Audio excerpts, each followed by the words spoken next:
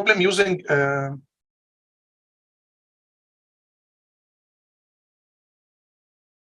try to solve this problem using a perceptron. Try to solve this XOR problem using using this one. It will be nice. So is it okay? Do you have any question for that part? Any question for that part? Maybe you cannot see my because I'm writing something on my screen. You cannot see it. We do see it. Mm-hmm. I'm using Scrivapora, so I'm writing on my screen here. You cannot see my writing. I don't think so. Is it just normal writing, or you don't mean your drawings, right? I'm drawing, yes. Yeah, the drawings we can see. Okay, this is fine. Yes. So in this case, we will go to the next slide.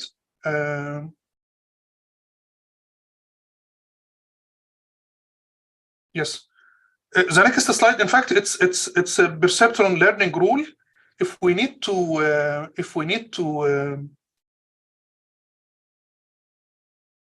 yes.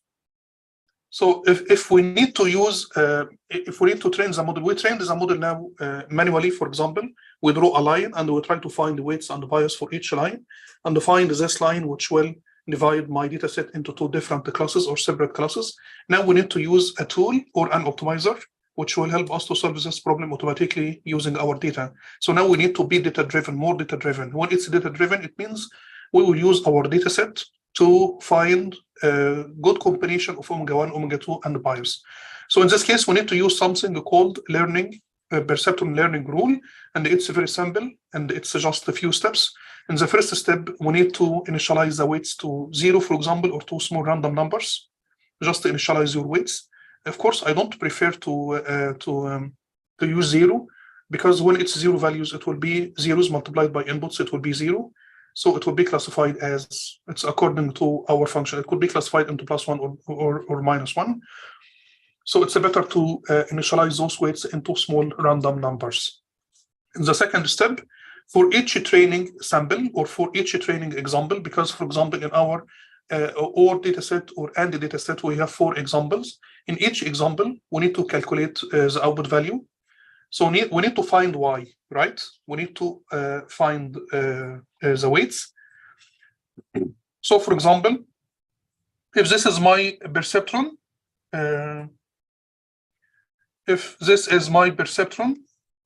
I have the inputs X1 and X2, and I have a bias here.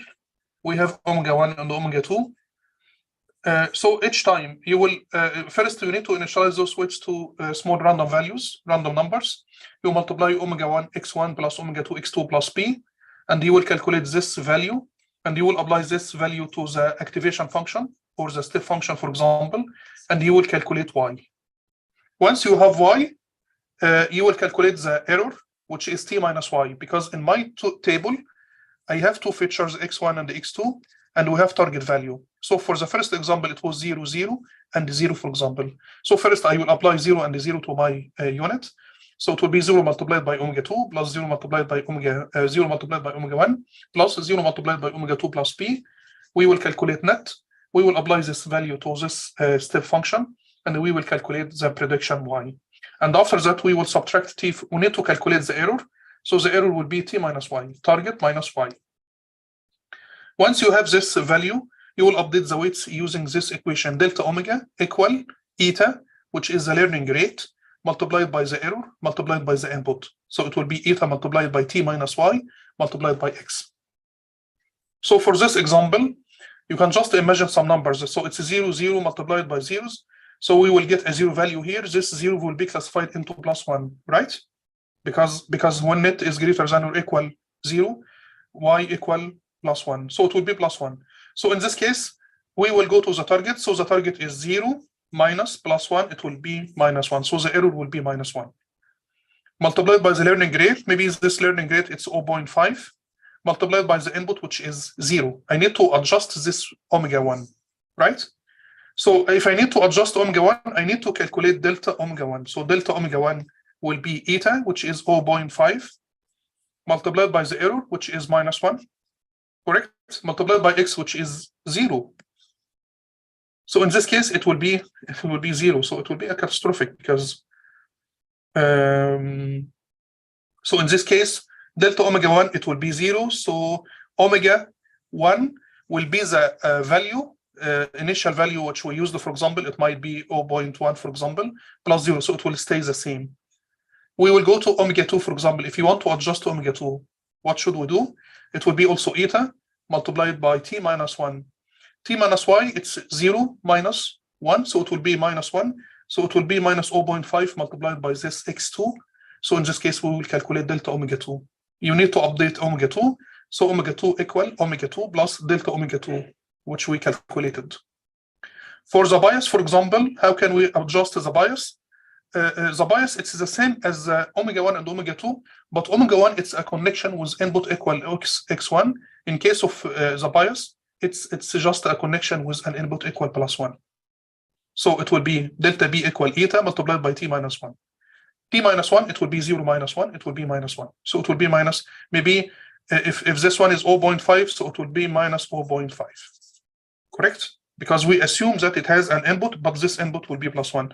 So in fact, this equation, it's exactly the same as this equation, except that this equation has an input equal xj, for example, but in this case, the input here will be plus 1. And after that, we will update b. And we will repeat this process for my data set. So for example, my data set, I have 4 inputs, 0, 0, maybe it's 0, 1, 1, 0, 1, 1, for example. So we will do it for this example. We will do it for this example, and for this example each time. So we will repeat it for my data set, and we will repeat this process maybe 10 times.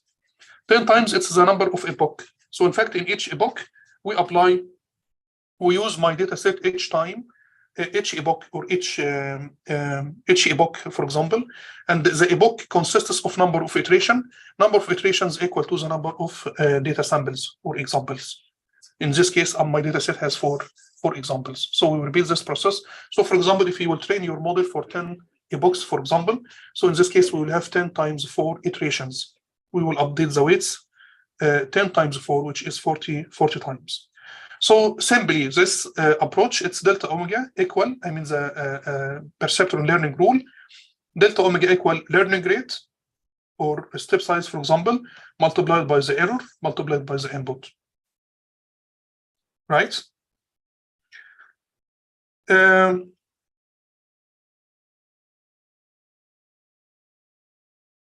So if we need to apply this one to an example, we need first to talk about the activation function. As I told you, we have this step function. You used it already. So we need to use this step function if the target value is 0 and the plus 1, for example. So in this case, we can just use this function.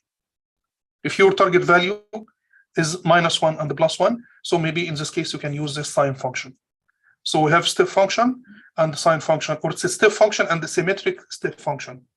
So in case of a perceptron, we need to use this one or this one. We cannot use this one. This is another activation function, which is sigmoid. And we use this function, in fact, because the output from this function will be number between 0 and the plus 1. So we will have the whole scale from 0 until plus 1, right? So in fact, we use this function, sigmoid function, when we try to calculate the probability that a certain example belongs to some class, because we will get here a number between greater than or equal 0, less than or equal plus 1. So you can assume that the output from this one will be the probability, right? Or continuous, in fact. So if you want to use it for maybe regression, for example, we can use it for regression if the target value was normalized, because the output here will be number from 0 to plus 1. But of course, we have another activation function, which is linear function, just linear, y equal net, y equal net. This one is linear activation function. We use this linear activation function in regression problems. I can use this one also for regression problems, but we need to be sure that my target value is normalized, because the output from this function will be a number between 0 and plus 1. But usually also we use this one for classification problems, because this one, instead of classifying an example to be plus 1 and the negative 1, for example, plus 1 and 0, we can use this sigmoid function, and it will calculate the probability that a certain example belongs to a specific cluster, for example, or class.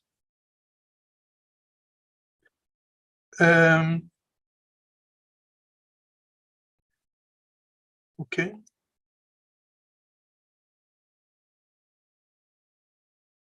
So now we need to implement our perceptron. We need to implement our perceptron in Python. So this is my implementation, but if you want to implement it in different way, it's fine. So I just defined here a perceptron, and this perceptron, it will have number of inputs. I need to define the number of inputs because I need to define the weights. So the weights also is connected with the number of inputs, right? So if I have 2 inputs, I need to have 2 weights. If I have 4 inputs, I need to have 4 weights. A number of epochs, because I need to train it for a number of epochs, for example. So by default, it will be 100. And this is a learning rate, which is eta, which is 0.01, for example, but you can specify different numbers. So I have the number of epochs. I have the number of, I have the learning rate, for example. Weights, it would be, you can just initialize it to zeros, for example, or 2 random values. I initialized it here to zeros. So it will be number of inputs plus 1. Why number of inputs plus 1? As I told you before, I just try to simplify the bias, to fix the bias problem by adding 1 number of inputs plus 1 for the bias. So for example, if this is my perceptron, so I will have 2 inputs, x1 and x2. So in this case, weights will be, how many weights we have here? It will be omega 1, omega 2, and b. This one has input plus 1. So this is my perceptron. So in this case, I just defined the number of weights equal to number of inputs, which is 2 plus 1 for the bias. If you have 4 inputs, so it will be 4 plus 1. So all time it will be a number of inputs plus 1. And this is a training error equal, just I need to define, because I need to calculate the error each epoch and I need to plot it. So simply, the function, we will have 2 phases. I need to go forward to predict, and I need to go backward to adjust the weights or to train my model. So first, for the prediction, for example, so I need to calculate net value. So this net will be omega x plus p. Net equal inputs, which is x, multiplied by weights plus p. So this equation, simply, it's omega x plus b, this equation, right? So net equal dot product of inputs and weights plus bias. So in fact, net equal here omega x plus p.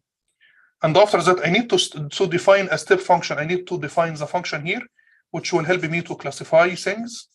So I just defined a function here, which is called the activation function. So I just said if net greater than or equal 0, the output will be plus 1. Otherwise, the output will be minus 1. So I will use this function to make predictions, right? We will do this one to calculate predictions or calculate y. Once you calculated your predictions, you can adjust your weights. So in the training phase, I will train my model for a certain number of epochs here, which we defined here, 100, for example, or 10, whatever. In each epoch, I need to define the error equal 0 because I need to calculate the error for each epoch because I want to plot it. And for each input in my training input, because I have the training inputs and the training labels. So in fact, this is a target value, and this is x, right? So for each one of those, for each example, I need to make predictions. So I will call this function again. So prediction equal predict for inputs. So I will apply inputs here, and I will calculate predictions.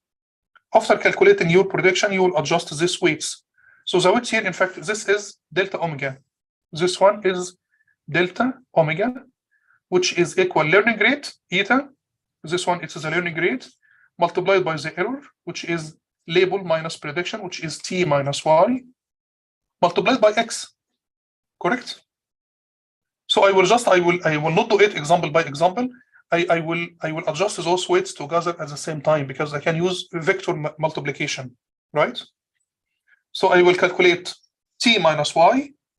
I will multiply t minus y because this t minus y, it's a scalar value. In fact, this one, it's a scalar value.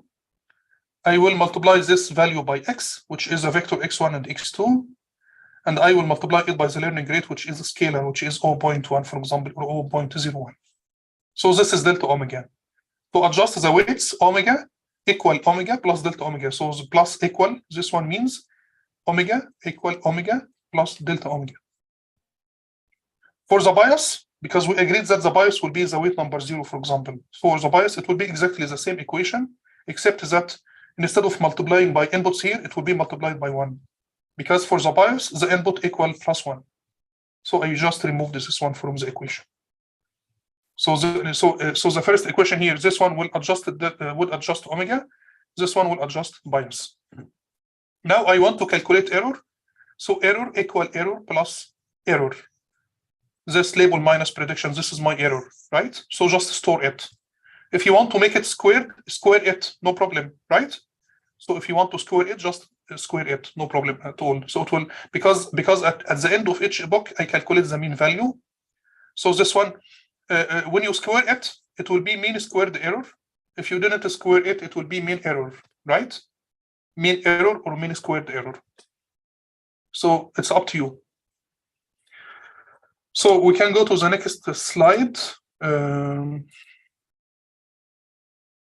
Yes.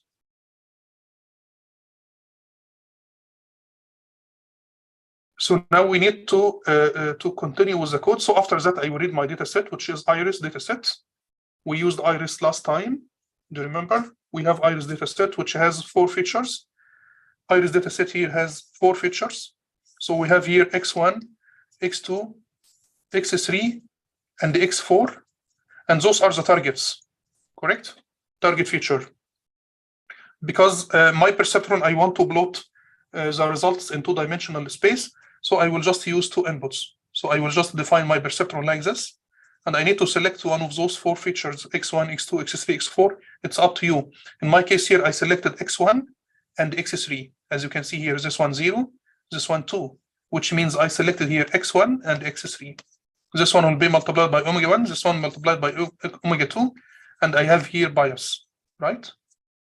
So for my problem here, I replaced iris setosa with +1, and the other one has been replaced by -1. So according to this plan, I must use this activation function, right? Symmetric, must be symmetric like this one. So the output here will be +1, here -1. So now I have my activation function or my step function, because it's my decision. In fact, in my data set, when you look into your target, I just replaced the iris setosa with +1, and the other one, which is iris versicolor, I replaced it with -1. And I used the first 100 points because the first 100 points are 2 classes, iris setosa and iris versicolor. Now I will define my perceptron. So number of inputs equal 2 for my perceptron, because I just used x1 and x3. In fact, I used x1 and x3 because I want to plot it in 2-dimensional space, x1 and x3. But if you want to plot it in 3-dimensional space, it's up to you. I defined here number of epochs equal 10, so I will train my model for 10 epoch. But remember that in each epoch, we will use my whole data set, which is 100 points, right? So in each epoch here, we will use all my examples, which is 100 data points. So those 100 data points are here, as you can see here. I didn't divide it into training and testing. Of course, we should do it. So what I'm doing here, it's just simple. But in reality, as we did last week, we need to divide my data set into 1 part for training and 1 part for testing. So in fact, after having my data here, because I just call it X and Y, in fact, we need to divide this one. We need to shuffle this one. It's important to shuffle it, correct? We need to shuffle, and we need to divide it into 1 part for training and 1 part for testing. So for example, 80 points should be used for training and the 20 points should be used for testing. But just sample, so you can go home today and try to fix it.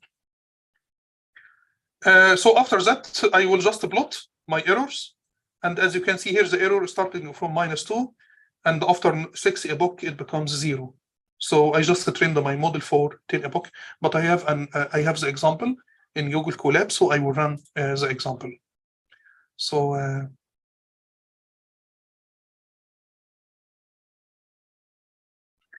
after training my model, I try to plot. This is setosa, this is versicolor, this is my data set. So this one, sepal length, this is the feature number 1, x1, and this is the feature number 3, which is x3, correct? And we plot the data using this scatter plot. So this is one class, which is versicolor, and this is another class, which is setosa. All data points which are located above the line will be classified into +1. All data points which are below the line will be classified into -1, or vice versa. Yes. Right? And I trained my model, and after I trained my model, I need to plot this decision line. How can we plot the decision line? It's very simple, because we have omega 1 multiplied by x1, and we have omega 2 multiplied by x2, and we have b equals 0. Sorry, it's called x3 here, right? So you just need to select, assume some values from here, maybe from 0 to 8, for example. So I need to define x1, for example. It will be number point from 0 with some step to 8. And after that, from this equation, I need to get x2. So from this equation, x2 equal minus omega 1 divided by omega 2 multiplied by x1 minus b divided by omega 2. Now you have x1 and x2, you can just plot the line, right?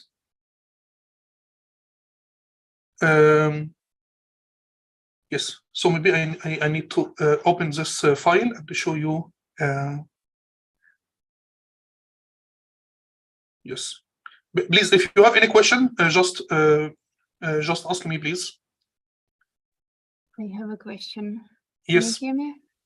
Yes, please. Yeah, I was just wondering, because now you made it with the two variables, it's x1 and x3. But in the case if we're gonna use multi-variables like x1, x2, x3, x4, the procedure will be the same? Exactly the same. Exactly the same. I just selected x1 and I just selected 2 because I want to plot it in two-dimensional space. If you want to visualize it, you need to select the maximum, maybe 3 variables, for example. If you want to plot it in 3-dimensional space, but you can build your model for x1 for 4 variables, and for plotting you can select 2 for plotting, right? But I just try to simplify it here. But if you want to use 4, 5, 10, it does not matter at all, right? Okay. Which is just for visualization, because this simple example, I want to visualize the solution, and I want to plot the decision line here. If it will be in 2-dimensional space, 3-dimensional space, this decision line will be plane, correct? Mm-hmm. Yeah, and when it's a 4, 5, 6, it will be very difficult to plot it, right? Right. Yeah. Mm-hmm. Yep. And it will be probably not a plane in the. I'm just wondering, in 4 dimension, what it would be. It's difficult to plot it in 4 dimensions, so you need to select 3 features and plot it in 3. You can generate 3, 4 plots, right? So when it's a 4-dimensional space, for example, I have 4 inputs, so we need to select each time 3 and plot your model. So I can select first time, I need to select the output, the target, for example, or the predictions against x1, x2, x3. This one will be one figure. And again, x1, x2, maybe x4, and x2, x3, x4, x1, x3, x4. So you will have combinations. You will generate many figures. Okay. Right? Mm-hmm. Yeah. Because it's how do you call it? I don't remember.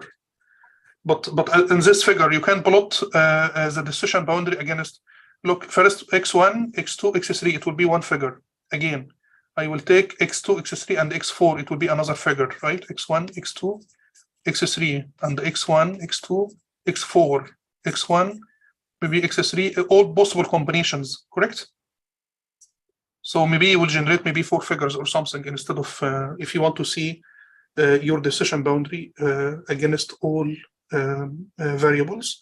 So you need to plot it in many figures. At the end, maybe you will have 3, 4 figures, so people can look into those figures and be sure that the decision boundary is nice and it works well. But in this example, I try to make it simple by plotting it in 2-dimensional space. But it will be nice. It could be like small home assignment. Maybe someone can try to train this model for x1, x2, and x3, for example, and try to plot this figure in 3-dimensional space. It will be really very nice. I will put it as a note. So maybe in the weekend, I can make it in 3-dimensional space, and I can update my slides and put it in the Blackboard. Sorry. Yes. Yes.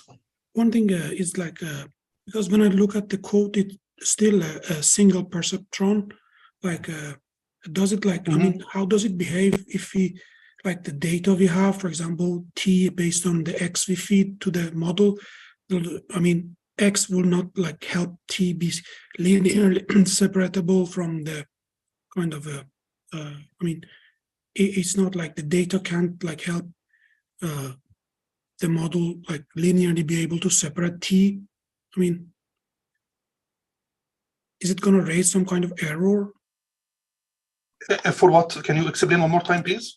I mean, based on what I understand, the model still is a perceptron model, and it, as you showed like in the previous slides, when it comes to some kind of function like an XOR, which is not like a linear kind of function, it might have some problem in separating. Yes, like, this is correct. Yes, this is correct. Yeah, but yes, this is correct. Mm-hmm. For the perceptron, it will generate linear. The decision boundary will be aligned, so it's linear classifier. We call it linear classifier. And if your data set is not linearly separable, which means it's we need to find a different way for separating it. It will not work. You will have huge error. You will have large error, right? Large prediction error or classification error. So when we use perceptron, who has this kind of limitation, our data set must be linearly separable. Otherwise, it will not work. So as I understand it, like when I have something like in practice, when the data is like doesn't help to kind of linearly separate the target, we might get like larger and larger error. Maybe like it doesn't converge. Yes, but we can also use a perceptron. In fact, so instead of using x1 and x2, I can use x1 square and x2 square. So in this case, it will generate a curve, correct? So just imagine omega1 multiplied by x1 square plus omega2 multiplied by x2 square plus b equals 0. This is the equation of a circle, right? Hassan, do you agree with me? Sorry? So for example, if your problem is linearly separable, so I can just select the two features, x1 and x2. So in this case, omega1 x1 plus omega2 x2 plus b equals 0, it will generate a line, right? Yes. But if I selected, instead of using the feature, because this is a feature construction, I need to select different features. So instead of working with x1 and x2, I can select x1 square and x2 square. So the decision line in this case will be omega1 multiplied by x1 square plus omega2 multiplied by x2 square plus b equals 0. In fact, this equation will be equation of a circle. So the decision boundary will be a circle, not a line. Yeah. Right? So for the neural network, for the perceptron, it will feel that it's okay. It should be aligned, and it will be really aligned from the point of view of the perceptron. But when you plot it, it will be a circle. Yeah. So in reality, you can work with the features, and you can create. You can use a nonlinear feature. For example, I can just use x1 square, x1 times x2, x1 sine x2. You can find super features which will help you to linearize your problem. I will have an example here. In fact, it's called the circle dataset. And in this dataset, it's impossible to solve it using a perceptron because it's two datasets which generated in circles, and they are inside each other, and the decision line must be a circle. So in this case, simply if you can use x1 square and x2 square, you will generate a decision line which is a circle, not a straight line, and it will solve your problem. You will have accuracy, 100% accuracy. So perceptron has limitation, but we can solve those limitations if we can work a little bit with the features. And therefore, there is one area, in fact, called the feature engineering. If we can engineer our features, we can generate super features, and those super features will help us to solve very, very complex problems using very, very simple models. Thank you. So you have two choices. You can go for very complex model for your data set. Otherwise, you can just try to simplify your data set for the model by using those super features. So we need to generate super features. So instead of using the original x1 and x2, I can just square it, for example. And in this case, the decision boundary will be a circle, not a straight line. We will have an example. So please, this is my classifier here in Google Colab. And I try to implement this BLR for iris dataset, for example. So I will run the first part here. And this is my perceptron as we described it last time. So I have number of epochs. I need to define number of epochs. Learning rate, I need to define weights. So it will be number of inputs plus 1. You cannot change this one, in fact. Instead of zeros, you can just use random values, right? So I will run that part. And I did some changes here. In fact, I want to check when it's mean squared error, correct? Mean absolute error. If you want to use mean absolute error, you can do it also. So the original version in the slides was label minus prediction, which is the error, prediction error. But also you can use squared error. You can use absolute error, right? So it could be squared error or absolute error, for example, if you want, because sometimes people want to get different evaluation metrics, for example, for their models. So now it will be squared error. I will load my data. So this is my data set. And as I told you here, I replaced Iris Setosa with +1 and the Virginica with -1, right? Oh, sorry, this one, Iris Setosa, it was replaced by 1, and Versicolor was replaced by -1. So I will run that part. Now our data set is ready. Now I will train my model for 10 epoch, for example, and this is the learning rate 0.1. Sorry, should we scale the features? Because, I mean, it's a linear model, Yes. like this, like features, they're not the same kind of a scale, like. Yeah, of course, this is nice. This is good point, because here we use the original values as it is, but usually we should normalize, right? So we should we should normalize, scale those features, but I didn't scale it. Maybe next time we can do it, right? Because the range is different. I mean, but it's close to each other. So the first one, 5.1, 3.5, 1.4, 0.2. Of course, this one is very small. So it would be nice also if we can scale it, but I didn't, right? So now we will test. No, sorry. Yes, yes, please. For a simple perceptron, I guess it shouldn't be necessary to do scaling. Can we say it this in general way? I don't know, because imagine that we have one feature which is in millions, for example, and the other feature is like tenths or in a small number from 0 to 1, for example. So maybe in this case, we need to check it, in fact. So maybe in this case, maybe the perceptron also will try to overestimate the large one and underestimate the other one. So maybe it will be more safe, in fact, if we can normalize, right?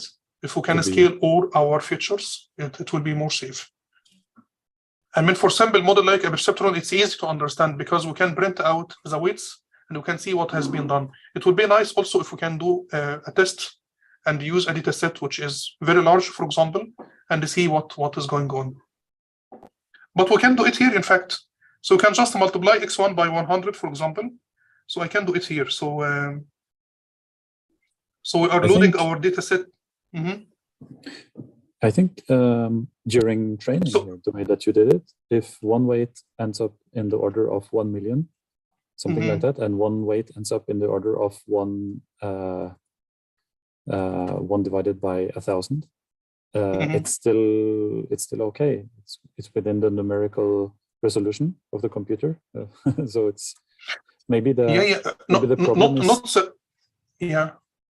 maybe the problem because is it will round out, it will round up those very small numbers. For example, it will make some errors maybe maybe if you are using MATLAB, not Python, right? So you will have some impacts. But the problem is we are just worried that the model will try to overestimate some features and underestimate some other features, correct? So if I want to classify... I'm just thinking that maybe this becomes a problem when you have a neural network or some more complex algorithm, but not when you have one single perceptron. That was just my question, my thinking. But we can try it here. Now we have x, and is it possible to multiply x1 by a number? Because I have here. So is it possible to just multiply this x by a very large number? How can we do it? Is it okay like this? Maybe 1 million, 10 to the power of 6. And the other one will be, is it correct to do it like this, or? Yes. -3, for example. Sorry. Do I need to do it? It will be working like this, or? Could be. Yeah. Maybe you need to plot it here. So maybe it's so do you see the weights here? Yeah. No, the weight is fine, in fact, because this one it's a small, because this is a large. I mean, this feature is very large. This one it's more 1.2, but we can see when we are plotting it here. In fact, it's still okay, right? Hmm. No, but I feel yes. Because there's seven lengths. I think you need to use a double asterisk, a double star, instead here, of the. No, when you multiply the input. This one? No, the next one, 10 to the power of 6. You should use a double multiplication symbol. Okay, like this. Yes. And this one also like this? Exactly. Yes. Okay. Try now. It oscillates. Do you know? Doesn't work. We cannot. It cannot converge, right? Mm-hmm. But we can allow it more number of. So this is the whole data set. Maybe we need to plot the data set without the decision boundary, because I need to see if the data set is correct or not. So I will just will, right? So the data set is okay, and the range is, this is very large range, and this is a small range. But the performance of the model, maybe we need to give it more time to train, for example, maybe 100. Maybe the learning rates will change now, that you need a higher learning rate. So the learning rate is, do you need to make it smaller or bigger? I don't know. But as you can see, it's not stable now, right? Yeah. It cannot converge. It oscillates. Maybe this number is very large. Maybe we need to make it very small because it oscillates. No. You try to set it to 1 or to 10. Large. Okay. No. Do want to make it 0.5, but 0.5 it will oscillate. In fact, the chances to oscillate will be very high, right? Interesting. Yeah. So it cannot converge, correct? And this is the weights which has been generated here. You see, this is very large number, and this is very large number, and this one also is a very large number, correct? And as the data set looks fine because we just multiplied it by factors, but we cannot find this simple line here, right? Maybe if we normalized it, can we normalize? So after doing this, can we just say x equal x divided by range? Is it correct? We can make it like this.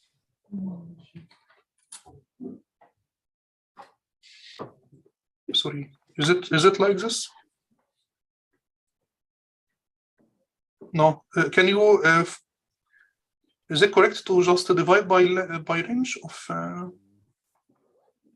I guess you could use numpy mean as a function. Yeah, I think it's okay. In the b dot range. And it's a function of numpy, yeah. No, I have an error. No attribute range. We don't have range. Shape. I think it's a shape. No, I want to get the range. I mean maximum minus minimum. You could use stdev, I guess. If you use a standard deviation, it's in NumPy. Yeah. So x equal x divided by min minus max. NP. Yeah, sure. Max of x minus NP dot minimum of X. I don't know how max and min works with array, two-dimensional arrays. It works Yeah, now, in this case, right? it's 1, 0. Mhm. I guess it's much better now, but maybe you need to minimize this range, this value. Mhm. Okay.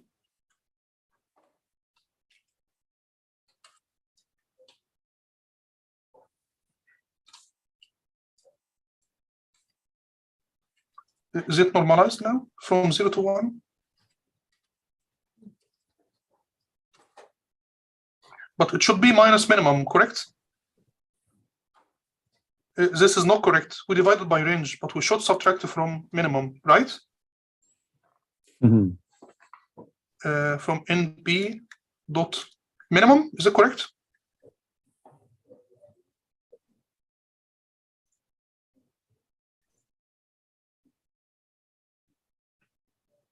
In fact, I see that we can classify here because maybe.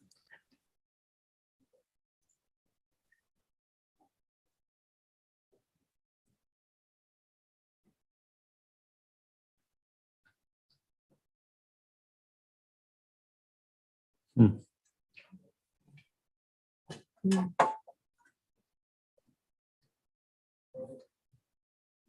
So in fact, it was a low here. Doesn't work somehow. Mhm. It seems like it still doesn't work. Yeah, we can plot the decision line here. Yeah, it's not working, right?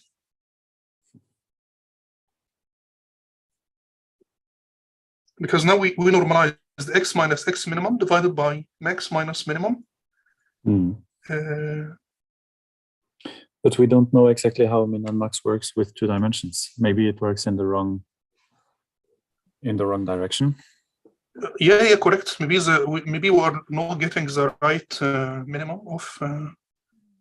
Yeah. Maybe it works over rows and not over columns. Rows. Yeah. Yeah. Maybe. So it should be comma 1, I guess, or 2. Is it like this?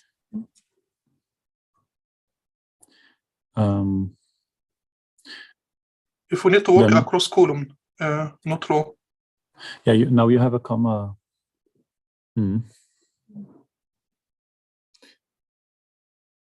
Maybe 0. On the line above your print, now there is a comma. Right above your cursor right now. On the line here?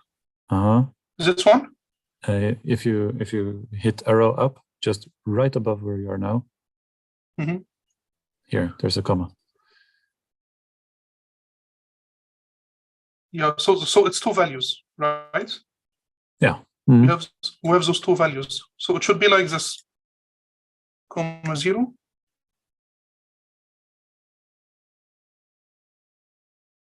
Okay. Mm-hmm.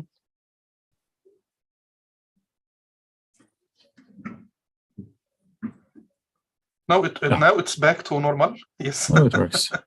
Yes. Okay. So now, so I guess normalization is important. Now it works, right? So maybe it's important to normalize. Is it important to normalize only if we have a huge range between variables? Yes, because but in fact, I will explain it in the future. It's according to the activation function. So imagine that we're using a Gaussian activation function, right? And the input value is 1 million multiplied by weights, which is 0.5, so it will be 500,000. When you try to use this 500,000, I will share my slides one more time, please. Maybe I can put it here. I don't know. Is it possible to? Yes. So imagine that we have this activation function, right? We will Gaussian activation function, this function, right? We know that this one is net. Can you see my drawing? Yeah.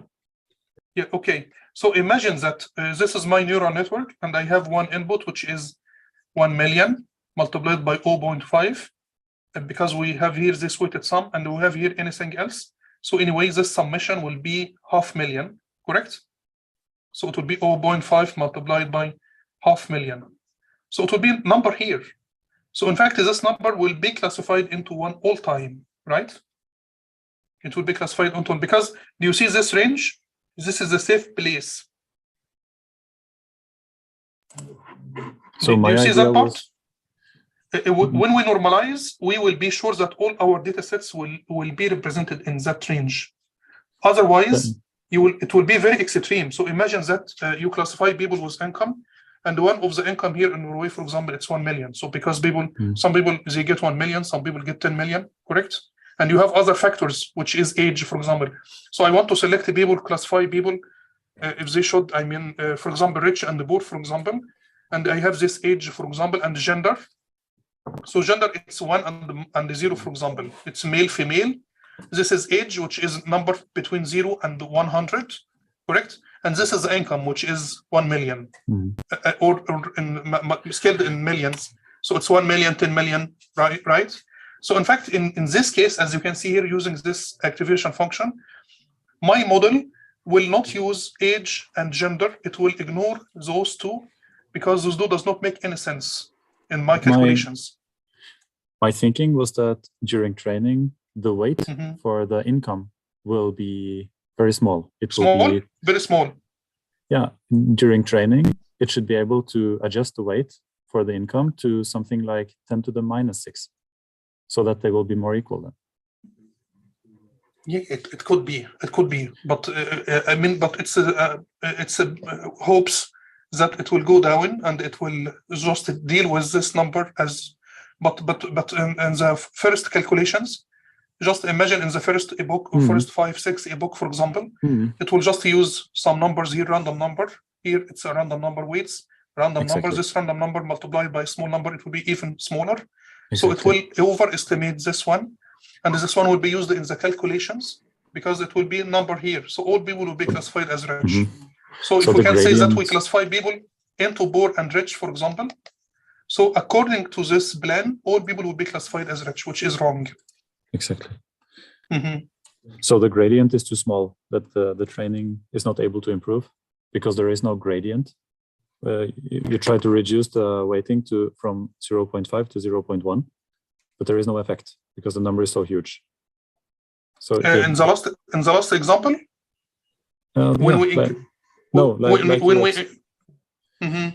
just like you explained it right here in this. Because I will calculate the error and I will use this error to adjust this weight, right? But in fact, the same error also will be used for adjusting this weight, this one, and this one, right?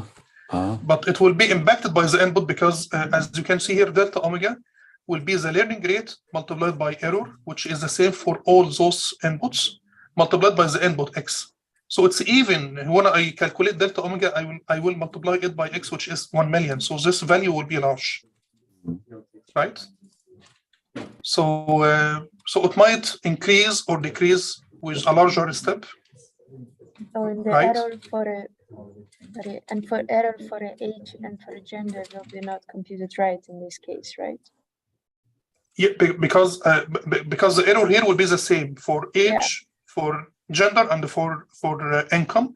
The same error, I will have the same value here, and this value is fixed because this is a learning rate. The difference here will be the input, right? So the input in this case here, it will be 10 million or 1 million, for example. The input here will be a small number, maybe it's 50 years old or 45 years old, for example. In this case, it will be maybe 1 and minus 1 or 1 and 0, for example. So maybe I'm not sure that the perceptor or the neural network will be able to adjust the weight to equally treat those features equally, It might still overestimate some inputs and underestimate the rest, because this one it's much larger than age and gender, for example. So to be safe, you need to normalize all those inputs. because I can normalize gender, for example, it will be a number between 0 and 1. Age also, it can be normalized. We can divide it by 100, for example.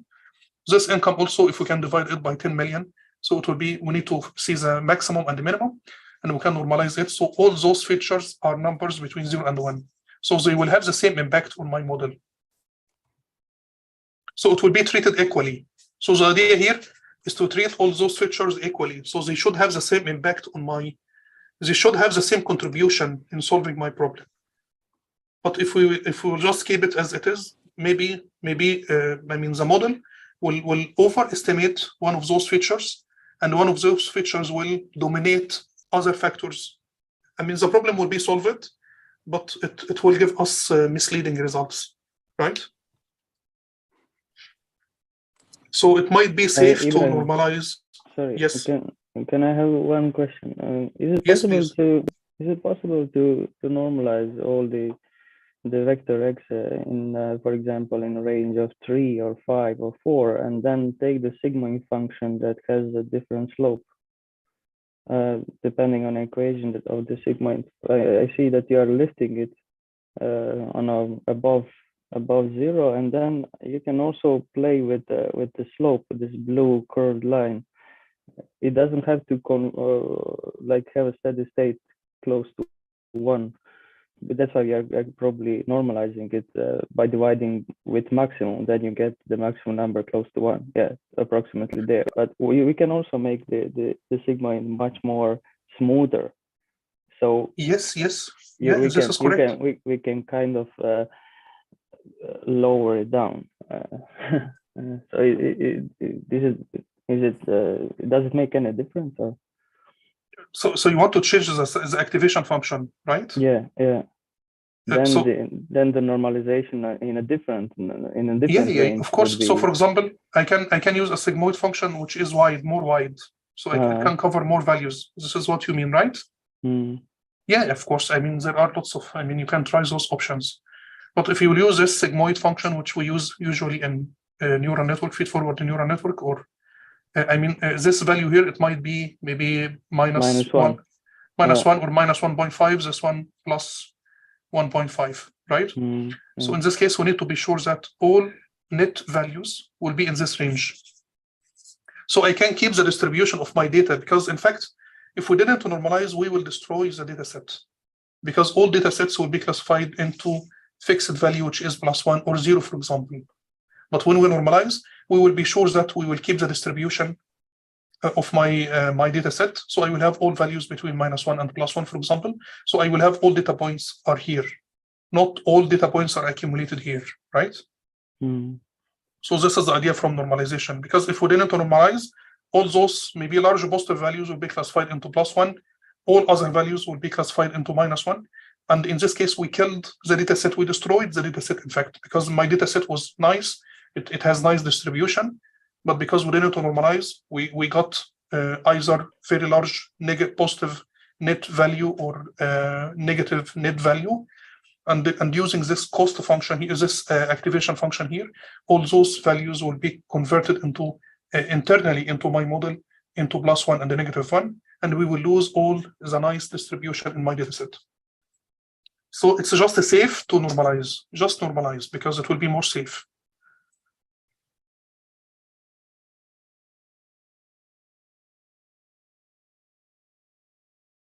Yes. Any questions, please? For this model, I mean, now we can see that when we multiplied, it was also nice, in fact, to multiply the x1 by a large number and the x2 by a very small number, and at the end we couldn't manage to train the model. And when we normalize the model, we can get it back into normal behavior, and we have the error equals 0. So thanks for this idea, because those ideas are very nice. I will just save it.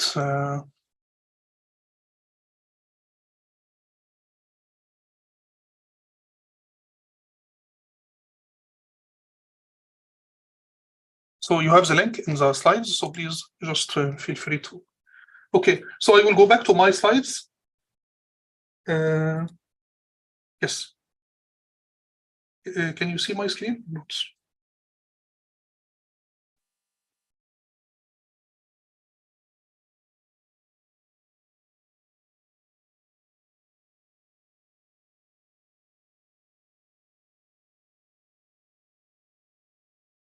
Okay, so we have some notes here. The perceptron learned a decision boundaries that can classify iris training subset perfectly. The BLR converge if and only if the two classes can be separated perfectly by a linear hyperplane. So it's very important that when we select a model, we need to be sure that my dataset is linearly separable. If the classes cannot be separated perfectly by such a linear decision boundary, weights will never stop updating. It will keep updating all time because in fact we don't have a convex function here. If you can see, I mean the error function here, if you noticed it, it's just a t minus y, right? So it's not convex. So it will oscillate because sometimes the t minus y will be positive, sometimes it will be negative. And therefore this model will oscillate. If you want to fix this problem, you need to square this error function.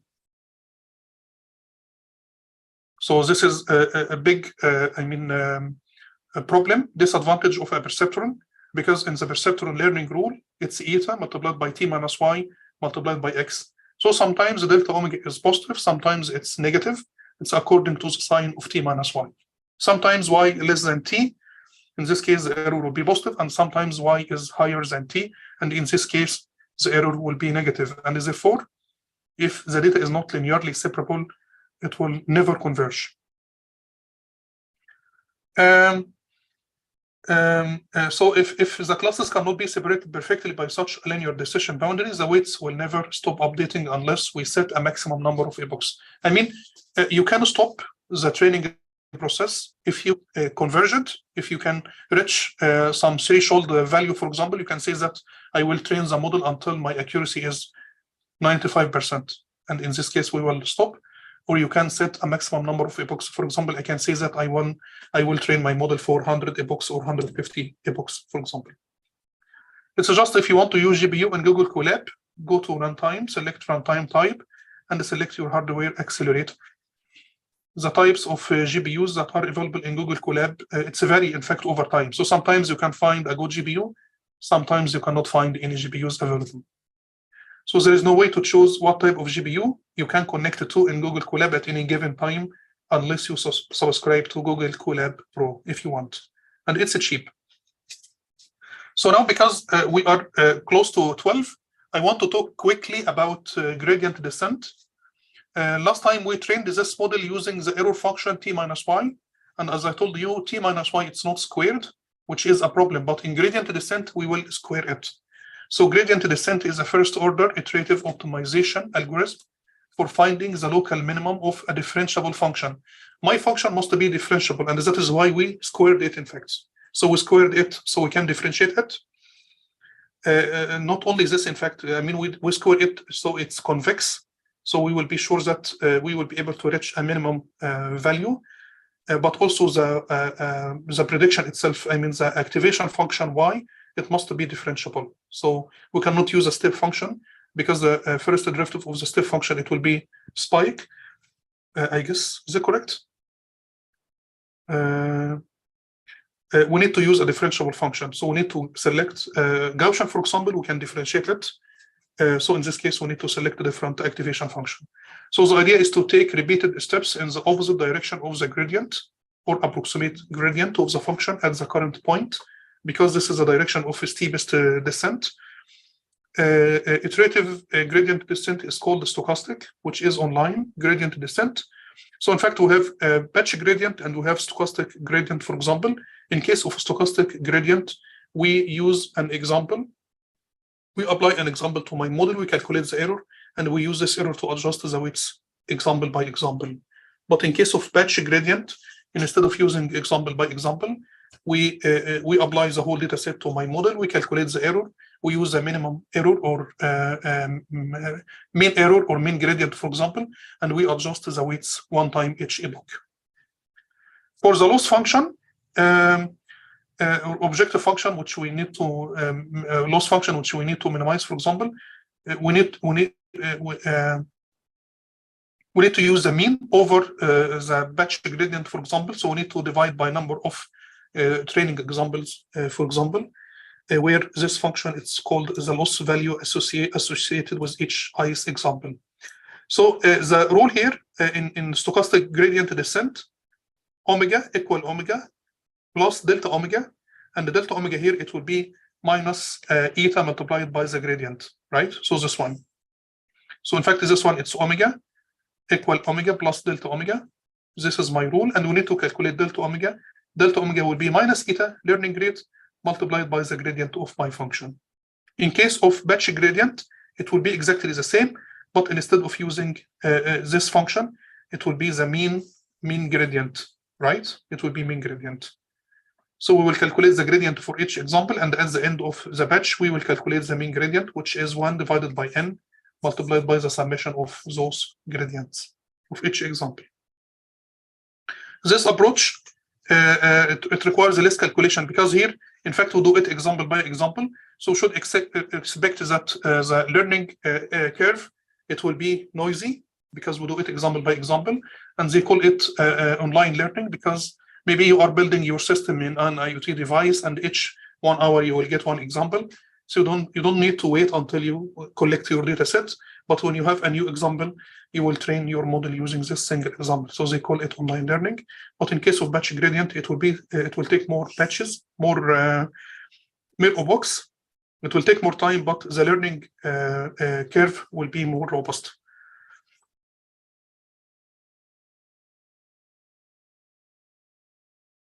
So it's a very basic, and it's simple intuition behind this gradient descent. Imagine that you are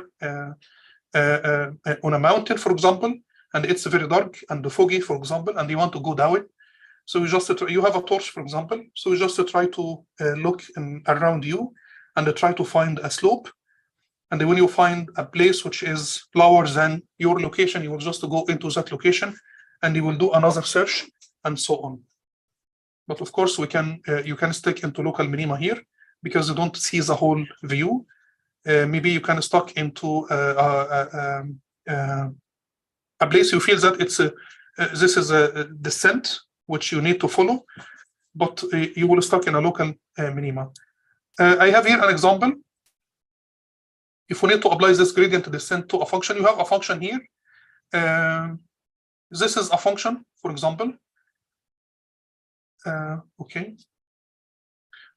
So you have a function, this function is convex, which is fine, because there is a guarantee that we will be able to reach the minimum point here. But if it is non-convex, there is a chance that you will stuck in the local minima here, because maybe if I'm starting from that location, maybe it's because we initialize our model with random weights, so I don't know from where we will start. In this convex function, if I started from here, we will be able to reach the bottom here. If I started from here, I'm sure that also we will be able to reach this location.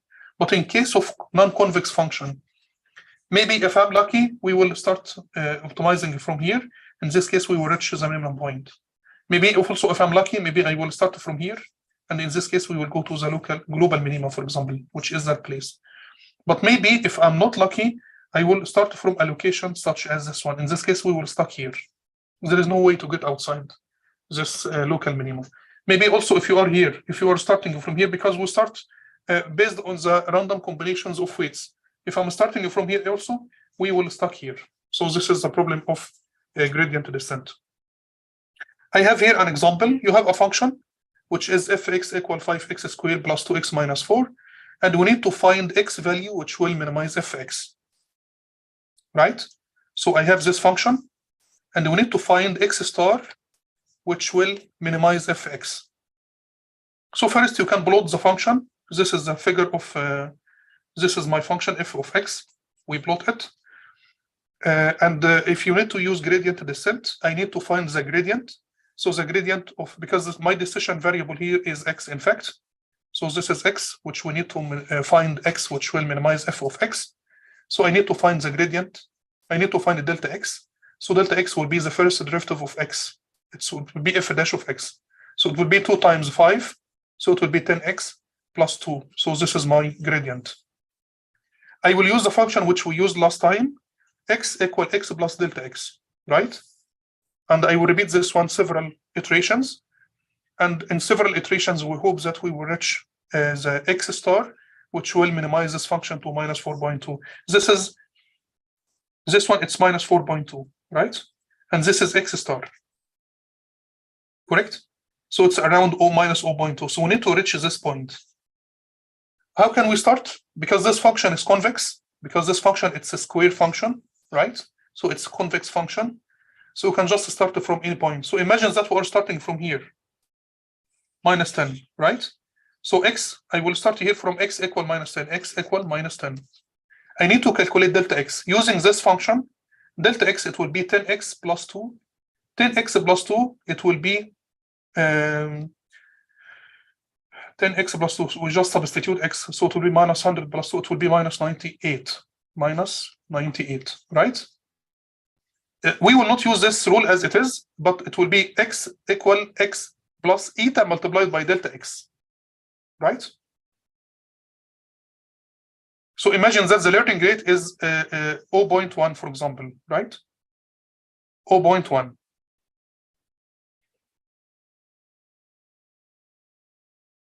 Delta x equal 10 multiplied by minus 10. So it will be minus 98. So in fact, delta x, it's minus eta multiplied by the gradient, right? So in this case, the new x value, x equal x minus minus, it will be plus. We agreed that this one will be 0.1, so it will be 0.1 multiplied by 98, correct? So in this case, it will be minus 10 plus 9.8. So it will be minus 0.2. Immediately, we will go in one step to that location. I mean, we are not lucky. Maybe we need to select a smaller learning rate, which is 0.1, right? So in this case, if we are starting from the same point, we will go to maybe this point here. And in the next step, we will go to this point, and so on until we are reaching this location. Right? If you are starting from here, it's the same also. So imagine that we are starting from x equal 10. So in this case, x equal 10. We have this gradient, right? So it will be 10 times 10. It will be delta x. I will say that the gradient equal 0.2, 102. So x equal x minus eta multiplied by this gradient. So it will be x minus 0.1, for example, multiplied by 110 and 2, for example. So in this case, it will be 10 minus 1.02. So it will be 8.8, for example. So in this case, we will go down from that location to that location, and we will repeat this process until we are reaching that place. So just this here, delta x equal, this is the gradient. I will call it this is the gradient. And the equation delta x equal minus eta multiplied by the gradient, and to update x equal x plus delta x. Please let me know if you have any questions. But I can because we have here a figure.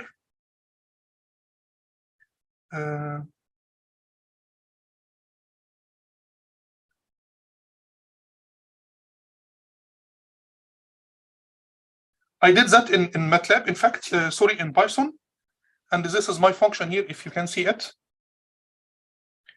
So this is my function.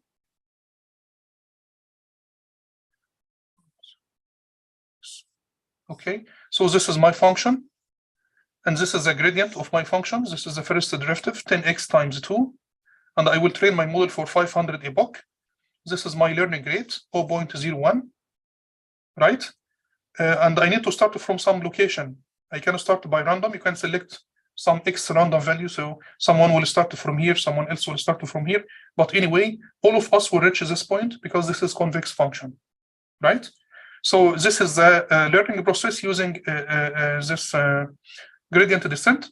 So x equal x minus eta multiplied by the gradient, this one. So this one, in fact, x equal x plus delta x, and the delta x equal minus eta multiplied by the gradient. It's a gradient descent because we have this negative here, right? Because we need to minimize. So we put here this negative. If you want to maximize, just make it plus. And I will just repeat this this one, and I will show you here that okay.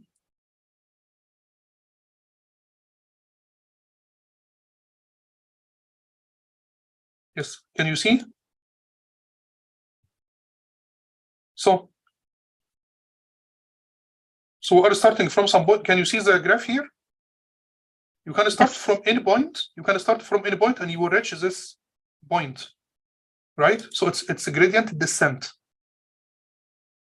And in fact, in this gradient descent, we move in the direction which minimize my function f of x. So we move in the direction which minimizes my function f of x. Okay, I'm sorry. So we go into the direction. Someone will start from here, someone else will start from here, someone will start from here, So what is the connection with our feed-forward neural network or perceptron, for example? In my perceptron, we have weights, right? Omega 1, omega 2, and the bias. And usually, I mean, we say that, okay, we initialize those weights to random numbers. So it's the same concept, in fact. We initialize those weights with random numbers, and we need to change omega 1, omega 2, and the b in the direction which will minimize my cost function. In my feed-forward neural network, this cost function will be the error, right? Here I have a function, which is this function, 5x squared plus 2x minus 4. This is my function, and I need to find the x which will minimize this function. But in case in feed-forward neural network or a deep learning model, we have a cost function, and this function is the error, which is t minus y squared, right? And it's squared because we need to make it convex. If it will be non-convex, there is no guarantee that we will be able to reach this point. And therefore, we square it. This is the only reason, in fact, by squaring it. We just square this function because we want to be sure that my error function will be convex. And when it's convex, we will be sure that if someone, for example, I will train my model in my computer, and I will initialize omega 1, omega 2, b with some random values. So imagine that I will start from here. So there is a guarantee that we will be able, if I start from here, I will reach this one after a number of iterations. In your computer, you are running your model in your computer, for example, in Trondheim or in Jovik, for example.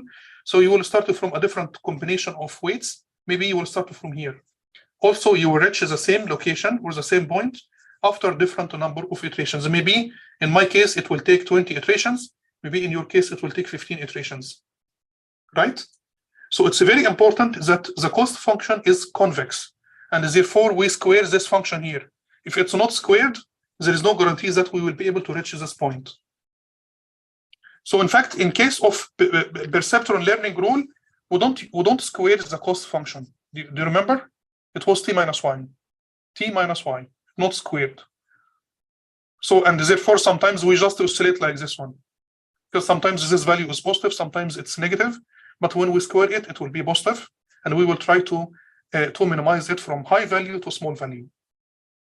If you start from here, or if you start from here, it doesn't matter. Starting from here or from there, it's based on the random generator on your computer. Someone will select a combination, and someone else will select a different combination of weights. So he or she will start from different location. Do you have any questions, please, in that part?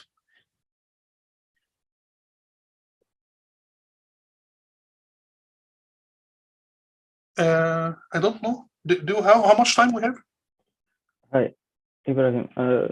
Just to mention, this eta can be flexible as well, right? Can depend on y second derivative, is it? Or there are some options that this learning rate can be dependent on the slope. Yes, this is correct, because now it's static. Maybe because it's not necessary, it just slows down, but it's in optimization. I heard, I saw that, yeah, it's a normal procedure that is not fixed yet. No, in fact, because now I selected my learning rate equal, for example, in my example here, I selected my learning rate equal this number, right? Where is it? I selected a learning rate equal 0.01, for example. Yeah, 0.01. Which is, this is the step size, or you can say that it's a learning rate. So it will be fixed. So I will start here from the same number, and when I'm ending here, it will be the same number, which might not be the optimum way. But usually people start with large number here, and when they are closer to that location, they will reduce it. So they call it variable learning rate. So I can start here because it's safe to start here with large learning rate step size, because when we are starting here, I need to move with a larger step because it's safe. So I will just go with a larger step and I will reduce it. So the step will be smaller. It will be smaller until we are here. So I will reach that place safe, right? But if you will select a large value, for example, I will go with a larger step. And here I will not be able to converge because I will jump here to that location. And from that location, maybe I will jump back here again. So I will oscillate across my minimum. I will not be able to converge, and I will keep oscillating in this way for a long time, right? If you selected large value. So it's safe, in fact, to select a large one and decrease it with time. How can we decrease it? In terms of the slope. Because here, it's that location here, the slope will be 0 here. So I mean, we will stop here at some point because the gradient here equals 0. The first derivative equals 0, right? So in fact, we can select the learning rate, we can make it as a function of the slope or the gradient, right? Because here the gradient is very large, right? So it will be a function of the gradient. And until we reach here, it will decrease step by step. Until we are here, it will be horizontal. And when it's horizontal, the gradient will be 0. So we will stop here, right? Because when we adjust, because delta x equal minus eta multiplied by the gradient, right? So here we will stop here because we will not move here. I mean, we will reach that place and we will stop because the gradient is that point here. At that point, it will be equal 0, right? So which means the gradient will decrease from maybe a large number to small value. Maybe it was very big number here, positive or negative value, for example, it will be a very large number until we reach that location. So in this case, it will be smart to select the learning rate as a function of this one. So when this one is large, we will select this one large value. And then when this one decreases, it will, so this one will equal the gradient, for example. It could be, for example, 0.1 times the gradient or something. We need to find how they make it, for example. So we will select it large value at the beginning. And then when the gradient decreases or the slope becomes here, it's horizontal. So in this case, I need to decrease this learning rate. So the step size here will be very, very small. So we can reach this place safely without jumping across it. But if you will keep the same learning rate, we will keep jumping. There is a chance that we will keep oscillating. In fact, we'll just jump here, go back here. We will not be able to converge because the learning rate or the step size is very large. I think I just checked it. Hessian is the name like of these. Hessian? Yeah, I think the ETA can be like dynamically computed with this yes. partial derivatives. I think I just went to Wikipedia to double check. I think okay. Hessian if someone wants to see. Also, if your cost function is non-convex, in fact, I need to update those slides because today we got lots of nice examples. So imagine my function is not convex like this one, and my function looks like this one. So what will happen in this case? If I'm starting from that location, we will stuck here, right? If you're starting from here, we will go here. If we're starting from here, we will stuck here anyway. So we will stay here for a long time. I mean, local minima. This one we call it local minima, correct? So how can we get out from that location? If I'm lucky, maybe I will start from that place. So I will go here, which is the global minima, which is fine. If I'm starting from here also, it will be okay because we will stay here. We will reach that point, which this point is fine, but this point is not fine. So how can we solve this problem? Can you suggest a solution? You can have random jumps, maybe. Random jumps, like if you like at some point, like we can add like a few random jumps, and like maybe it can help us not get trapped in like local minima. Yeah, this is a very good point. So we need to train our system several times. So for example, I have my model and I train my model now using random set of value. So maybe I need to train my model using 10 different random combinations and calculate the cost function at the end. At the end, you will see that if you want to discover that my cost function is non-convex, right? So I will run my system using 10 different random combinations. I will start one time from here, so I will get this accuracy value, which is maybe 65%. And I will start from here, I will get maybe accuracy is 95%. I will start from here. I will get to the same number. So I will make a table, right? And I will write here the accuracy. So I got one run. I have accuracy 95%, 95%, 95%, 65, 65, 95.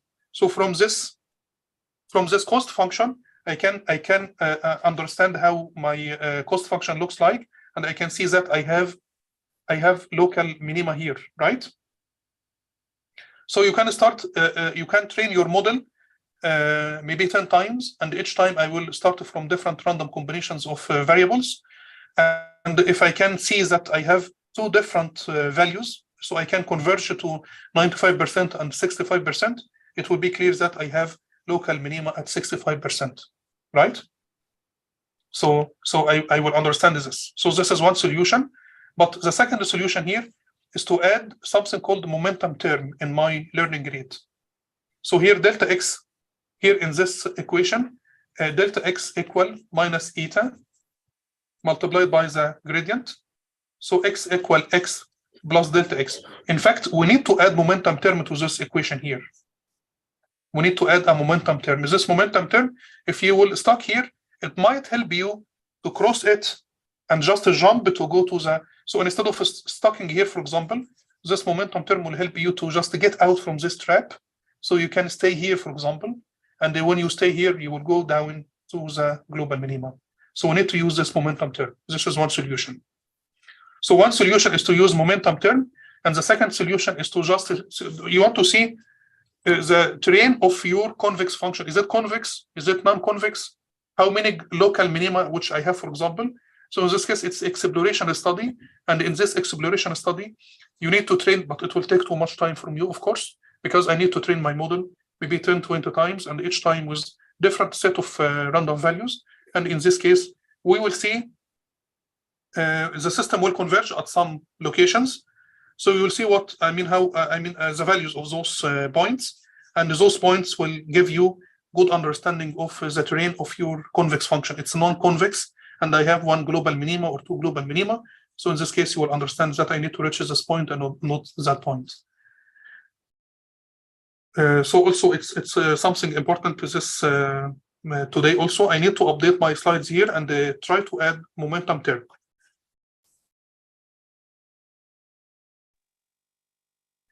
Because I just simplified it and I didn't talk about it, but I need to add momentum term and also exploring the cost function to identify local minimas. I think it would be nice also to see the momentum term in the code in Python. Yes, this is yes. Yeah, this is correct. So we need to, for example, run this code without and with momentum term.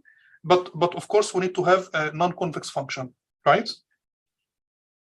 So if we need to use the momentum term, we need to select, because this function is convex. So in this case, maybe I need to find a function which is non-convex, right? Or maybe I was thinking of maybe to find within non-convex function a few local minimums, right? Yes. Yeah. And it will be, but of course, there are lots of functions. Maybe we can get a function in 3-dimensional space, so we can look into it in a nice way, and I can try to solve it. So I will do this. I will update my slides. I didn't upload those slides, in fact, in Blackboard, so I will update it first before uploading it to Blackboard. Yes. So please, do you have any questions in that part?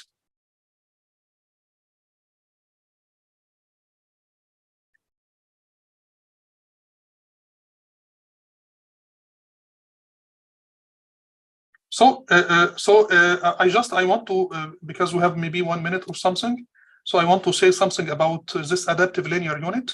It's the same as perceptron, but instead of using this hard limb function or symmetric hard limb function, we will use this linear transfer function or linear activation function. So in perceptron, we use this one, right?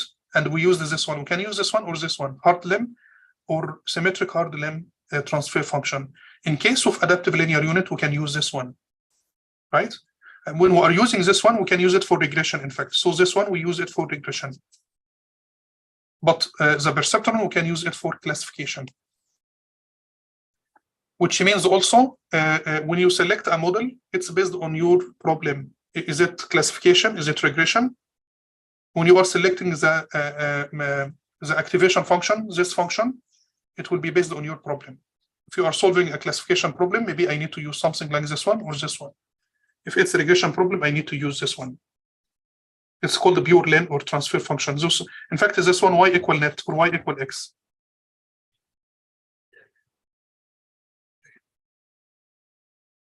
So we have some other also. We have also some other transfer function, sigmoid. We know it. Hyperbolic tangent, right? This one, it's in deep learning. Those functions are very important in deep learning. Maybe ReLU, rectified linear unit. This one, right? This one, it's leaky ReLU. This one, it's exponential LU. So those functions are very important. Those functions are very important. So if you are solving a classification problem, you can use this one or this one, for example. In hard lim, in this adaptive linear unit, maybe we can use this one for regression problems.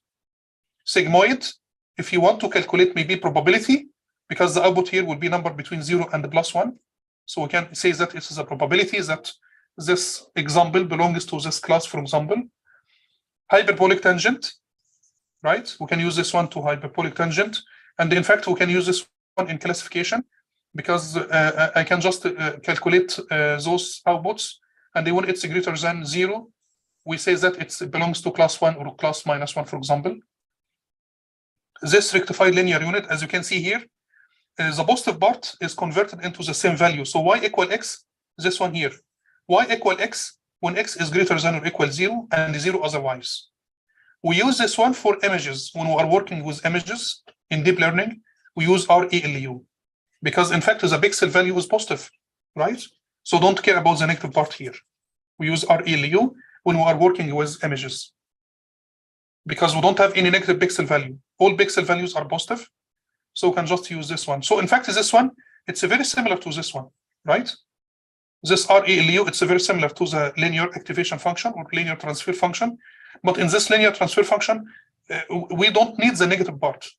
In some applications, we don't need the activation negative part. So we can just make it rectified linear unit, right?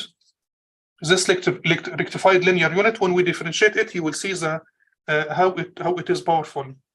And this is the cost function. And as I told you, the cost function all time must be squared. So the cost function must be squared all time because we need it to be convex, right? So this square, it's just to make it convex, to be sure that we will be able to reach the bottom of this function.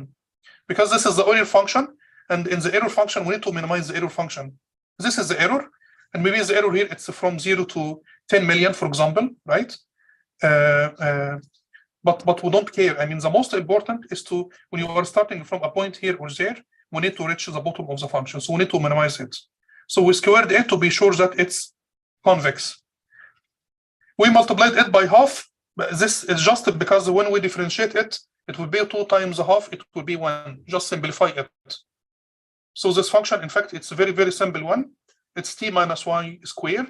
We multiplied it by half, which will not make any sense for us. It's just because when we differentiate it, we will multiply 2 times half, it will be 1.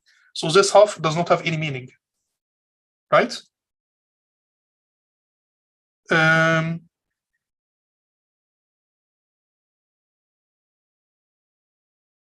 So the adaptive linear unit, it will be exactly the same.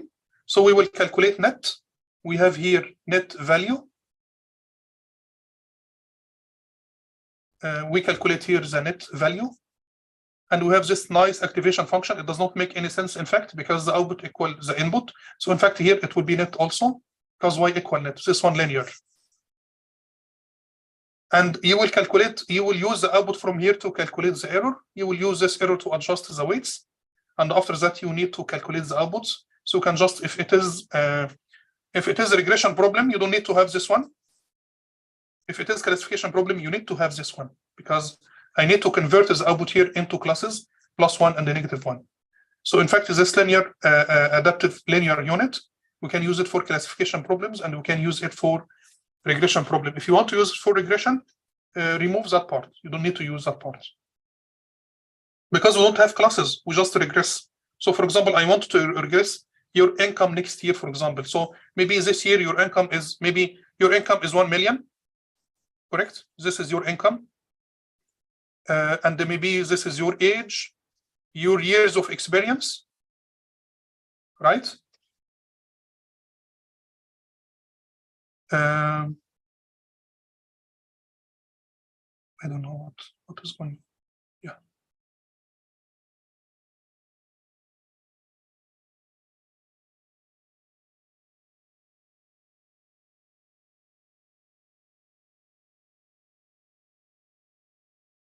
I have some problem here in my computer, but no problem.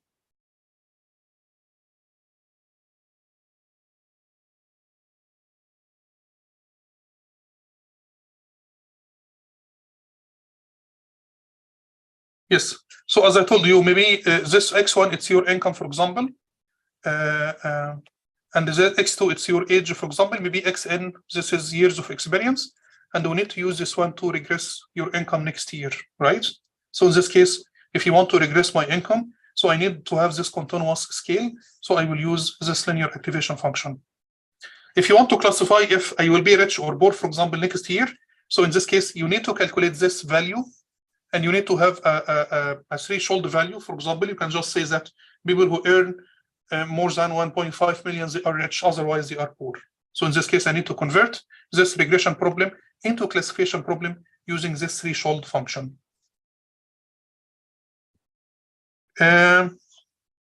So how can we adjust the weights of this function? We need to define the cost function. So the cost function will be half multiplied by t minus y squared. This is my cost function, which we need to minimize. And we agreed, as we agreed before, omega equal omega plus delta omega. So this is delta omega, which we need to calculate. We will use error back propagation or gradient descent, sorry. So delta omega will be minus eta because it's a gradient descent. And when it's descent, we need to multiply this one by negative. Just remember it, please. When you want to maximize, make this one plus. When you want to minimize, make this one negative. But the function here, it's cost function. And we need all time, we need to minimize cost. So in this case, I will select this sign equal negative. So in this case, it will be gradient descent. It could be gradient ascent. When it's ascent, it means we need to maximize. I have a function. Maybe it's your income. I want to maximize my income. So in this case, I need to make this sign plus. And it will be the learning rate multiplied by the gradient. The gradient of this function, it will be partial j by partial omega, right? This is the function, it's error function. I can just call it E function. I like to call it E, for example. So the error will be half multiplied by t minus y squared. If you want to calculate the gradient of this error function, it will be partial E by partial omega. But as you can see in this function, I don't have any omega, correct? So we will use the chain rule. So I will calculate first partial E by partial y, right? And I will multiply it by partial y by partial omega. What is partial E by partial y? Partial E by partial y, it will be 2 multiplied by half, so it will be 1. So it will be t minus y, t minus y, multiplied by the first derivative of t, which is 0, minus the first derivative of y, 2y, which is just 1. So this one will be negative. So now I got a new negative sign here. Multiplied by partial y by partial omega. Y equal net. And the net equal omega x plus b. So partial y by partial omega, it will be equal this one. Take the first derivative to y, so it will be x, plus 0, so it will be x. So we need to multiply this one by x. So now we have the equation, right? So partial E by partial omega, it will be minus t minus y multiplied by x. So I need to write the delta omega. So delta omega equal minus eta multiplied by this gradient. So it will be minus multiplied by minus, it will be positive. So it will be eta multiplied by t minus y multiplied by x. Right? So this is the equation. Delta omega equal eta multiplied by t minus y multiplied by x. If you want to use a stochastic gradient descent, for example, You don't need to use this sum sign, summing this summation. You don't need to use this summation. If you want to use batch gradient descent, you need to use this sign, this summation. So anyway, it will be eta multiplied by t minus y multiplied by x. So this is how we will adjust the weights of this adaptive linear unit. Should we stop here today?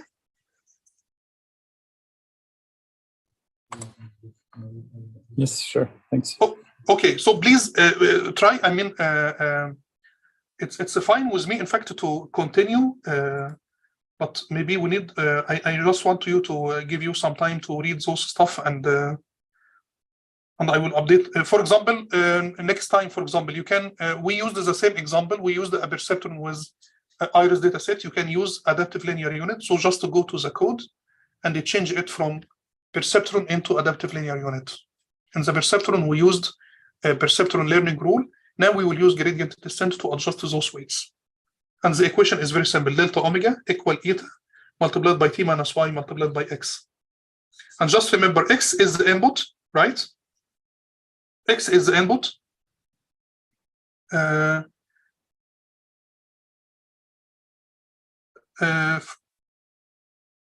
Yes. So this x is the input. So for omega, x will be the inputs, and for the bias it will be 1, right? So we can just say that delta omega equal eta multiplied by t minus y, but in case of the bias, delta b equal eta, this one multiplied by x, this one it's just t minus y, because the input to the bias equal +1. So it will be the same equation, right? So for omega, it will be eta minus t minus. So I need to calculate t minus y, multiply it by learning rate, multiply it by the input. So the input has impact. If it's not normalized, it will have also huge impact.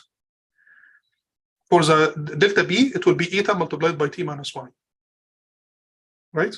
So we can just try to replicate, the example which we did today for this iris dataset, and instead of using a perceptron, you can just use this one. We will spend more time here, but those basics are very important. And after that, we will go in much quicker way. Yes. So thank you very much for today. And please, if you have any questions, send me your questions. And I will update my slides today as we agreed. I will add the momentum term, and I will try to add more examples, for example. And I will add links to the slide here, so you can just go to those examples. And so I will add the momentum term also, and I will add how can we explore the cost function, how can we identify how many local minimas we have. Of course, analytically, we can do it analytically in fact, which is very easy. But sometimes you have a cost function which is complex. You cannot differentiate it, for example, because if you want to identify this local minimas, we need to have the second derivative. If we cannot have the first, maybe the function is very complex and it's very difficult to differentiate. So in this case, I will do it numerically, right? So instead of using an analytical approach, we can just do it numerically, which will take more time, but it will be nice because we will generate nice figures and the graphs and the stuff like this. So I will update my slides and I will upload it to the Blackboard maybe this weekend. So thank you very much for today, and please contact me if you have any questions. Thank you for today. Thank you. Thank you. Bye-bye. Bye. Thank you very much. Thank you. Bye-bye.